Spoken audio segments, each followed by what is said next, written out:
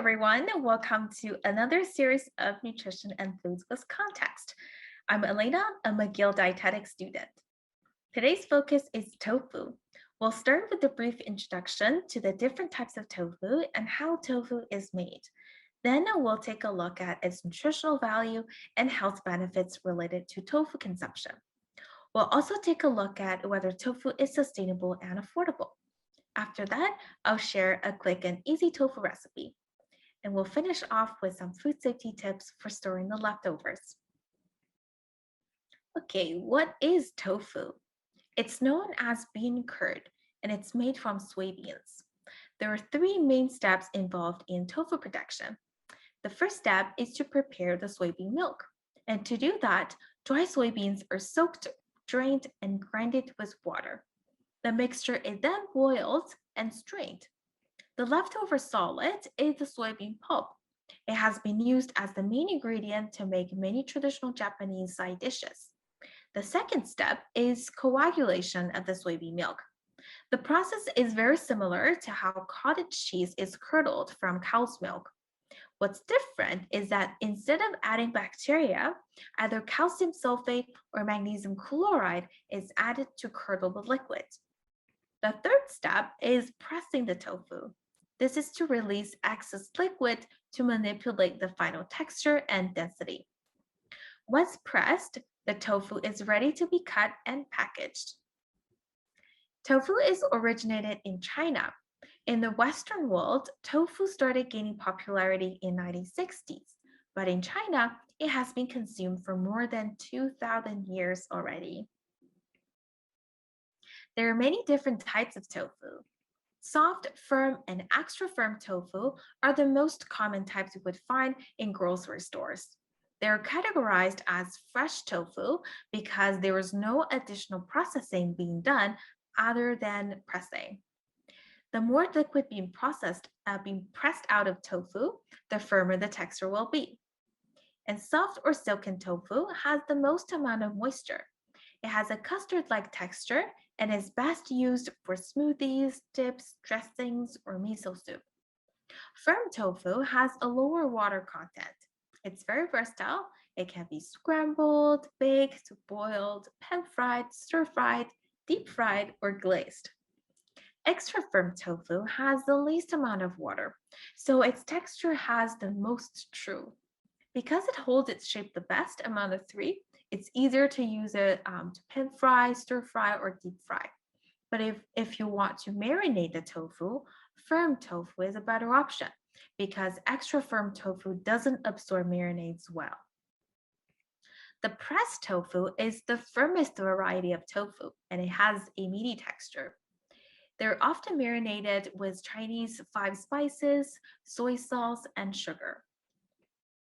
Dry tofu is available as bean curd sticks or bean curd sheets. They need to be soaked in water before using. Bean curd sticks are often used in Asian soup and casseroles. Bean curd sheets are often used to make rolls and dim sums. There are also fried tofu puffs, which are often used in soups or stir fries. The fermented tofu can be usually found in Chinese grocery stores. It's very salty and has a faintly cheesy flavor. It's often consumed with congee or used in braised meat dishes and sauces. On the other hand, the stinky tofu has a very strong odor. It's usually sold at night markets or roadside stands as a snack. Just like during, love it or hate it. Okay, we've seen many types of tofu. Let's now take a look at the nutritional value of tofu. Is it good for health? Well, according to Canada's Food Guide, we should make 1/4 of our plate protein foods and choose plant protein foods more often. Unlike most other plant-based proteins, soy protein is a complete protein. This means tofu contains all of the essential amino acids our body cannot make and needs to obtain from food. In addition to protein, tofu also offers omega-3 fatty acids, which are essential fats that we need to obtain from food as well. Omega-3 fatty acids are involved in many body functions, such as muscle activity and cell growth, and have been shown to help prevent heart disease and stroke. Fresh tofu is also low in saturated fat and contains no cholesterol. It is recommended to limit the consumption of saturated fat because it tends to raise blood cholesterol. High blood cholesterol level can increase the risk of heart disease and stroke. Although dietary cholesterol has less impact on blood cholesterol than saturated fat, it remains important to limit its consumption in our diet, especially for people with diabetes. Calcium is an essential mineral that contributes to healthy bones. Tofu is a good source of calcium if it has been set with calcium sulfate. So, when choosing tofu, check the ingredient list for calcium sulfate. Tofu is a good source of iron as well, which is a mineral that helps our body convert nutrients into energy and maintain a healthy immune system. However, the iron from plant based foods is less readily absorbed than the iron from animal proteins. So, to enhance iron absorption, you could pair tofu with vitamin C rich foods such as bell pepper. Tofu is considered as a heart healthy food because studies have shown that replacing animal protein with soy protein helps to control blood pressure, reduce blood cholesterol, and improve vascular function. A recent study published in March 2020 in the journal Circulation found that people who ate at least one serving of tofu per week had an 18% lower risk of developing heart disease compared with those who ate less than once a month. So now it's clear that from a nutritional perspective, tofu is a great meat alternative to incorporate into our diet. But from an environmental perspective, is tofu still a sustainable meat alternative? Well, we know that tofu is made from soybeans, but unfortunately, there are some environmental issues associated with soybean production. Due to soybean monoculture, which means that only soybean crop is grown in a given area, the soil health has been negatively impacted. Cases of high rates of soil erosion have been reported in the top producer countries such as Argentina and Brazil. According to World Wildlife Fund, which is an international non-governmental organization that works in the field of wilderness preservation and the reduction of human impact on the environment, the increase in soy production in the last decade has been seen in countries in South America, like Brazil, where the production has contributed to deforestation in important biodiversity hotspots. Deforestation means removal or destruction of areas of forest. This puts vulnerable species at high risk of extinction because they're losing their natural habitat. Another concern is the use of genetically modified soybeans. They made up about 94% of all soybeans planted in the US and at least 60% of the total soybean grown in Canada. Because the genes can move from the crops via seeds and pollen flow, GM crops can contaminate other conventional plants. And so far, the use of GM crops is resulting in the evolution and spread of superweeds that can no longer be killed by certain herbicides, and an overall increased herbicide use. Statistics show that the use of toxic herbicides has increased 15-fold since the GM crop were first introduced.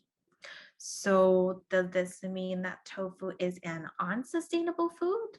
Well, the good news is no, tofu is not responsible for the above mentioned environmental issues because most of the soybeans are used for making animal feed and soybean oil. Only a small portion is used for making food products like tofu and soy milk. And these soybeans are usually non genetically modified. And what's important is that the main driver behind soy's continuing expansion is actually the increasing meat consumption in the world, because that increases the demand for animal feed. And in addition, compared to animal sources of protein, soybeans are actually land efficient. It might sound surprising, but producing protein from chickens requires 3 times as much land as protein from soybeans. Pork needs 9 times, and beef needs 32 times. What you might have noticed already, if you're eating processed food like chips and cookies, chances are you're enjoying the GMO soybeans in the form of soybean oil. So if you want to reduce your impact on the environment, try to eat them less often.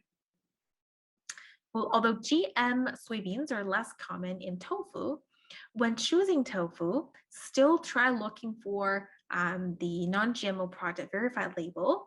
And choosing organic tofu can also help further minimize your impact on the environment because chemical use for growing conventional soybeans can still be high. So now we know that tofu is good for health and its production is not associated with the environmental issues related to soy production. But is tofu affordable? Well, tofu is actually budget friendly.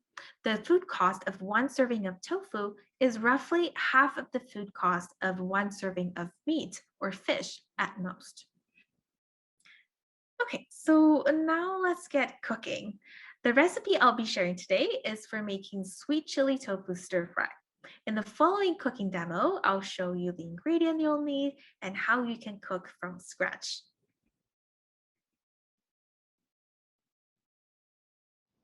So after washing your hand thoroughly with soap, we'll start by rinsing our vegetables and fruits under the running water to remove the dirt on the surface.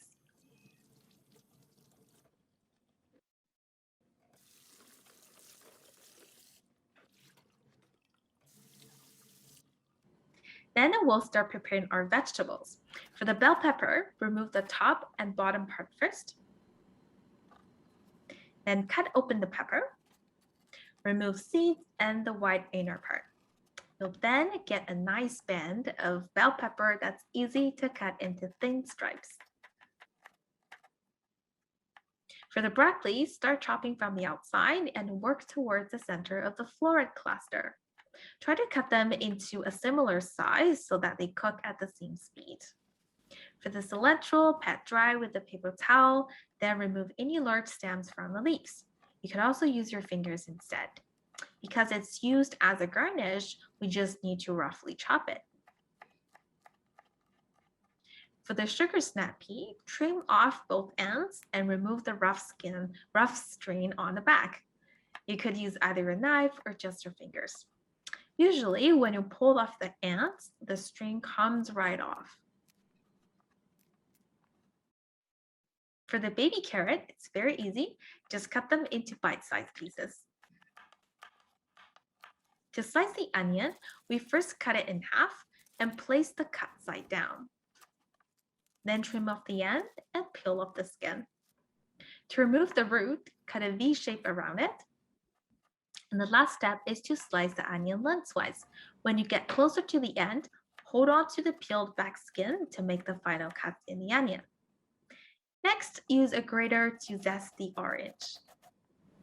For the tofu, gently press it with paper towels to squish out some water.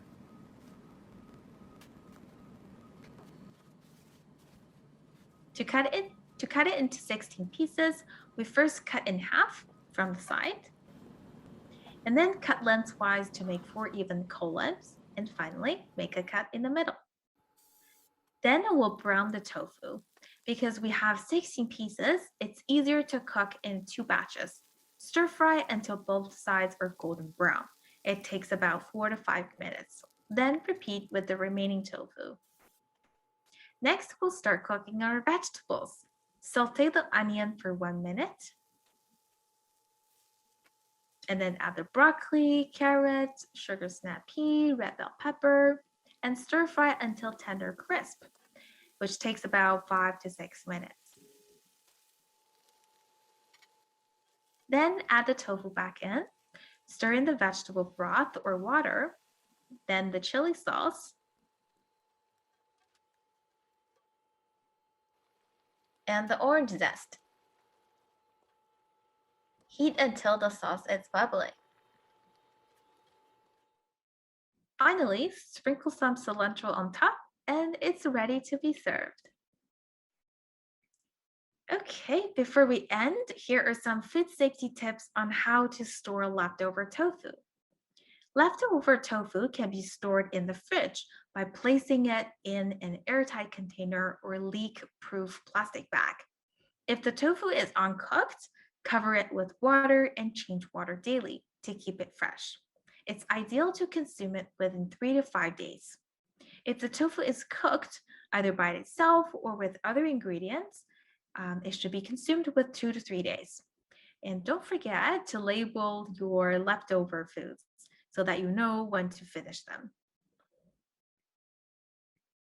Tofu can be stored in the freezer as well, no matter it's cooked or uncooked, opened or unopened, except for the silken tofu, because it can become rough and flaky.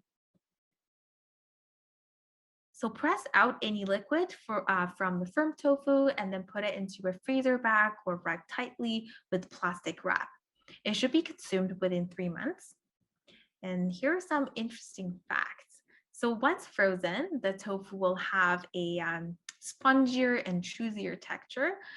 It will also have a yellow caramel color. So if you see this, it's normal. It doesn't mean that the tofu has gone bad. Okay, so this brings us to the end of today's presentation. If you'd like to learn more, here are some references being used in this presentation. Okay, thank you so much and stay tuned for the upcoming series.